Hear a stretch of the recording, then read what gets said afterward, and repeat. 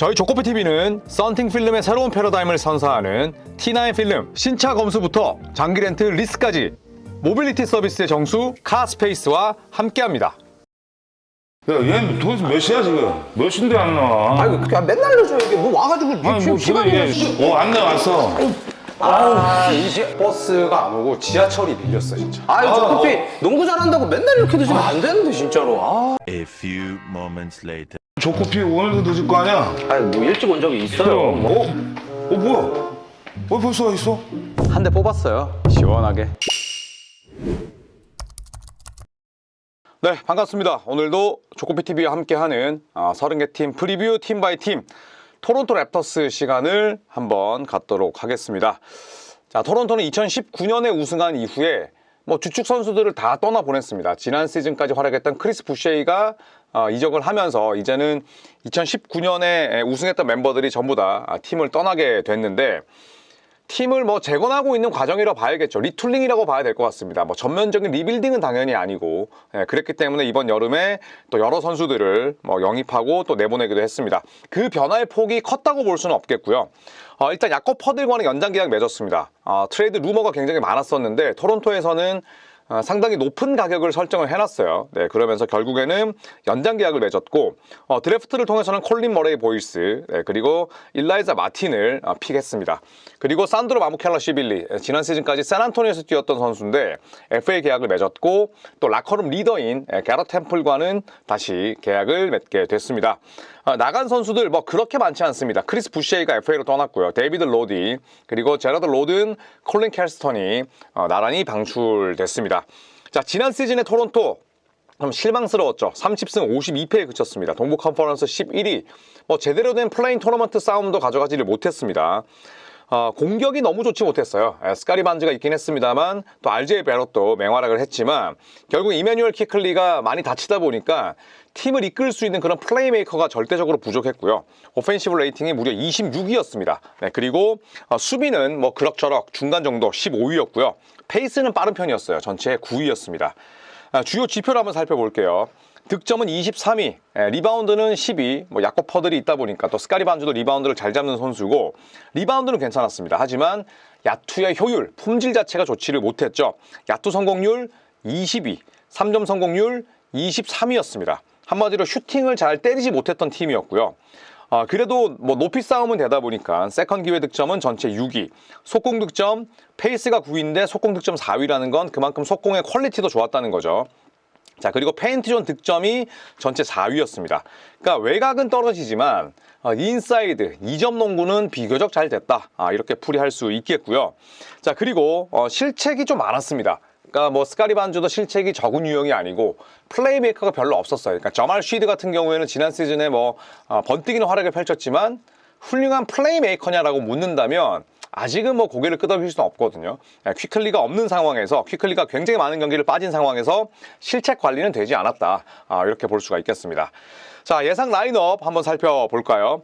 퀴클리, 이 친구 비쌉니다. 그렇잖아요. 연평균 연봉이 35밀에 가까워요. 그런데 지난 시즌에 활약하지 못했습니다. 너무 많이 다쳤고. 하지만 퀴클리와 저말 시드가 이끄는 1번의 역할이 중요하고요. 2번은 RJ 베럿과 그레이디 딕입니다. 지난 시즌에 그레이디 딕의 활약은 굉장히 좋았습니다만 RJ 베럿과 브랜든 잉그램의 백업으로 나설 가능성이 높겠고요. 3번은 지난 시즌 도중에 트레이드로 영입한 잉그램, 그리고 백업은 유타 재즈에서 굉장히 촉망받는 유망주였던 오차이 아바지. 지난 시즌에 그래도 큰 폭의 발전을 이뤄냈습니다. 4번은 스카리 반즈, 그리고 백업은 루킨 콜린 머레이 보이스. 5번은 야코 퍼들, 그리고 지난 시즌 경험치를 먹었던 조나단 모보가 백업으로 나섭니다. 자, 키플레이 한번 살펴볼까요? 네, 저는 첫 번째로 브랜든 잉그램을 꼽고 싶습니다. 자, 브랜든 잉그램 하면 뭐가 생각나시나요? 저는 졸린 눈, 그 다음에 슬렌더 체형, 또 하나는 인저리 프론, 너무너무 많이 다치죠. 자, 지난 시즌 뉴올리언스 소속으로 18경기밖에 뛰지를 못했고요. 부상을 입은 상태에서 트레이드가 됐습니다. 그리고 토론토에서는 출전 기록이 없어요. 결국은 지난 시즌 18경기 출전에 그쳤습니다. 물론 나오면 잘하죠. 평균 22.2점, 리바운드 어시스트 5개 이상, 그리고 필드골 46.5%, 3점 37.4%. 뭐 효율도 좋고 볼륨도 늘 25점 전후로 뽑아낼 수 있는 선수인데 늘 몸 관리가 안 됩니다. 자, 그래서 잉그램 하면 늘 붙는 단서는 건강이에요. 그렇기 때문에 브랜든 잉그램이 최소 60경기 이상은 뛰어줘야 된다. 그래야 토론토의 성적이 업그레이드 될 수 있다는 것은 뭐 자명한 사실이고요. 두 번째 키플레이어는 스카리 반즈입니다. 이 반즈는 뭐 토론토가 키우고 있는 최고의 유망주죠. 그런데 지난 시즌은 다소 실망스러웠어요. 32.8분 뛰면서 19.3득점, 7.7리바운드, 5.8어시스트. 그러니까 물론 지금 당장 스카리 반즈가 야니스 같은 활약을 펼칠 수는 없습니다만 성장세가 좀 빨리 지난 시즌을 기점으로 꺾여버렸어요. 그런데 이게 2년 연속 그냥 뭐 답보 상태이냐 아니면 한번 저점 찍고 반등할 것이냐 너무너무 중요한 한 해입니다. 제가 지난 시즌 판타지 리그에서 스카리 반즈를 굉장히 높은 순번으로 뽑았다가 아무래도 제가 뽑은 선수를 리그 패스를 통해서 더 지켜보게 되잖아요. 반즈의 지난 시즌은 투지도 없었고 그 다음에 팀의 상황이 워낙 어수선하다 보니까 내가 이런 분위기들을 좀 타파하고 끌고 가기에는 아직까지 짬바도 부족하고 여러모로 좀 아쉬운 그런 플레이들이 많았습니다. 필드골 성공률 44.6%, 3점이 27.1%였어요. 그런데 스카리 반즈가 벌써 외곽슛 던지는 데에만 맞들이면 곤란합니다. 전투적으로 몸싸움을 하고 어느 정도 2점 야투도 가져가고 드리블 드라이브를 통해서 리임도 공략하는 그런 장면들이 나와야 되는데 저는 야투의 분포도 좀 별로였다고 생각을 해요. 자유투 75.5%, 스카리 반즈는 키도 크고 운동 능력도 좋고 그다음에 팔도 긴데 44.6% 이런 야투로는 큰 선수로 성장할 수 없습니다. 3점도 퀄리티 있게 던져야죠. 그냥 냅다 드리블 치다가 풀어 올라가는 게 아니라 과정을 거치고 그리고 내가 3점을 던져야 될 때와 말아야 될 때의 그런 판단력이 저는 절대적으로 필요하다고 봐요. 제가 작년에 스카리 반즈의 플레이를 많이 봤기 때문에 더 이렇게 말씀을 드릴 수 있겠고요. 자, 그리고 세 번째 선수는 이메뉴얼 퀴클리입니다. 퀴클리도 마찬가지죠. 브랜든 잉그램과 똑같습니다. 지난 시즌에 27.8분 뛰면서 17.1득점, 그리고 3.5리바운드, 5.8어시스트를 기록을 했습니다. 필드골 42%. 뭐 계속 로스터를 들락거리다 보니까 뭐 집중을 할래야 집중을 할 수가 없었죠. 3점은 37.8%, 자유투는 86.7%. 뭐 슈팅 자체도 좋은 선수고 플레이메이커도 매 시즌 발전을 하고 있긴 합니다만 자, 지난 시즌에 너무 많은 경기를 빠졌다. 그래서 토론토의 실책 지표라든지 그 다음에 오펜시브 레이팅이 전혀 좋지를 못했습니다. 자, 지난 시즌에 이마뉴엘 퀴클리는 33경기 출전에 그쳤습니다. 49경기 빠진 거였어요. 자, 지난 시즌의 출전을 보면 반지가 65경기를 뛰었고 그 다음에 오차이 아바지 64경기, 그 다음에 조나단 모보 63경기, 자말 시드 75경기, 나머지는 전부 다 64경기를 넘지 못했어요. RJ 베럿 58경기, 야코퍼들 57경기. 물론 뭐 마지막에 전략적으로 선수들을 뺀 부분도 있지만 토론토 랩터스의 화두는 건강이다. 이렇게 볼 수가 있겠죠. 자, 그렇다면 토론토의 최고의 시나리오는 뭘까요? 저는 공격력 개선이 절대적으로 필요하고 또 이게 이루어졌을 때 토론토는 고점을 언제든지 찍을 수 있다고 생각을 합니다. 수비에 대한 뭐 전술이나 혹은 또 선수들의 뭐 마인드나 기량 자체는 나쁘지 않기 때문에 지난 시즌 오펜시브 레이팅이 전체 26위였는데 잉그램이 정상적으로 가세하고 퀴클리가 건강을 회복한다면 저는 당연한 수순이 될 거라고 봅니다. 그래서 결국 오펜시브 레이팅이 올라가고 공격력이 개선된다는 건 랩터스가 지금 주축으로 삼고 있는 선수들의 건강 유지가 기본 베이스로 깔리는 거죠. 그래서 넓은 범위로 놓고 본다면 선수들의 건강 이꼴 공격력 향상이다. 이렇게 볼 수가 있겠죠.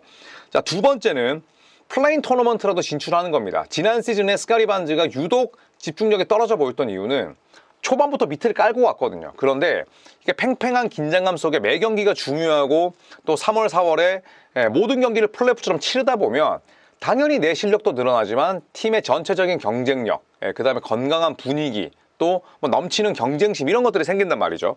그렇기 때문에 저는 플레이오프 진출하면 당연히 금상첨화고 플레인 토너먼트라도 나가서 단판 경기를 할지라도 내가 마치 파이널을 치르는 듯한 저는 그런 긴장감이 지금 토론토 로스터에는 필요하다고 봅니다. 감독이 얼마나 열정적입니까? 그런데 선수들이 사실 뭐 초반부터 하위권으로 쳐져서 레이스에 대한 그런 관념 없이 한 시즌을 치른다면 저는 딱히 배움의 장이 될 것 같지는 않아요. 지금 그만큼 토론토의 로스터가 훌륭하기도 하지만 대단히 애매하기도 합니다.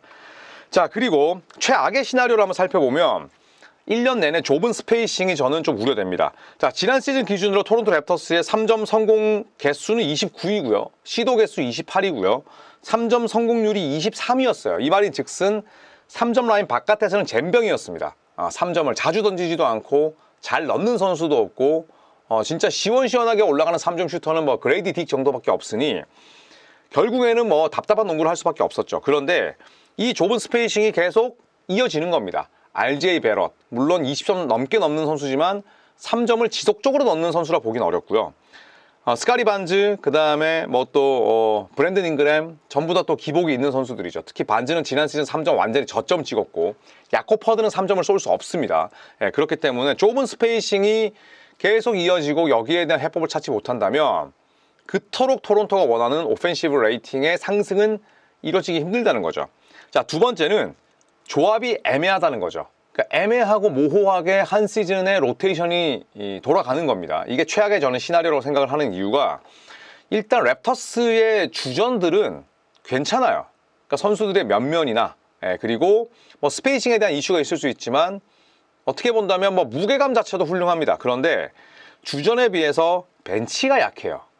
벤치가 형편없이 약합니다. 그 다음에 주전 가운데 핸들러는 많죠. 뭐 베럿도 어느 정도 핸들러가 되고 휘클리 당연히 헤비 볼 핸들러고 잉그램 뭐 사실 포인트 포워드로 띄워도 됩니다. 그만큼 핸들러가 많은데 스카리 반주 두말할 나위가 없고요.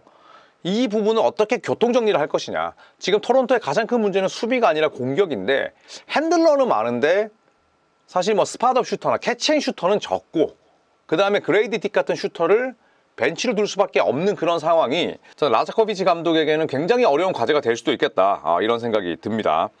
자, 그래서 제가 한번 예언을 해보겠습니다. 자, 저는 일단 RJ 베럿을 미드 시즌 트레이드를 통해서 내보낼 거라 생각합니다. 이번 오프 시즌 초반에 토론토가 RJ 베럿을 매물로 엄청나게 흔들어댔어요. 그런데 별다른 성과가 없었고 구체화된 그런 딜의 내용도 별로 없었습니다. 그런데 지금 로스터를 놓고 보자면 RJ 베럿은 살짝 잉여의 느낌이 있어요. 스페이싱을 원활하게 가져갈 수 있는 선수도 아니고 그리고 RJ 베럿이 지난 시즌에 그래도 좋은 활약을 펼쳤기 때문에 가격이 어느 정도 높게 형성이 돼 있을 때 저는 팔아야 된다고 생각을 하거든요. 그래서 RJ 베럿의 미드 시즌 트레이드를 한번 예상을 해보겠고요. 두 번째는 브랜든 잉그램입니다. 브랜든 잉그램은 저는 또다시 한번 장기 결장을 하지 않을까 생각을 하는데 이 잉그램은 커리어 내내 사실 부상에 늘 시달렸던 선수입니다. 뉴올리언스 시절에도 자이언 윌리엄슨에게 가려져서 그렇지 잉그램도 무지막지하게 많이 빠졌죠. 그리고 잉그램의 그런 이 밸런스 자체가 슈팅을 던질 때도 그렇고 뭐 사실 운동 능력을 발휘할 때도 그렇고 늘 저는 조마조마해요. 더구나 또 토론토는 날씨도 굉장히 추운 그런 도시고 잉그램이 출석률을 높게 가져가지는 않을 것이다. 이거는 뭐 악담을 퍼부는 게 아니라 그냥 예언이니까요. 저는 잉그램이 또 한 번 저조한 출석률에 시달리지 않을까 개인적으로 생각을 해보겠습니다. 저의 부정적인 예상들은 저는 다 틀렸으면 좋겠고요. 긍정적으로 예상하는 것들이 맞았으면 하는 바람 속에 토론토가 불과 6년 전에 우승을 차지했던 팀인데 지금은 뭐 여러모로 좀 어려움을 겪고 있습니다. 빠르게 또 반등할 수 있기를 바라면서 토론토 랩터스 시간은 여기서 마무리하도록 하겠습니다. 여러분 고맙습니다.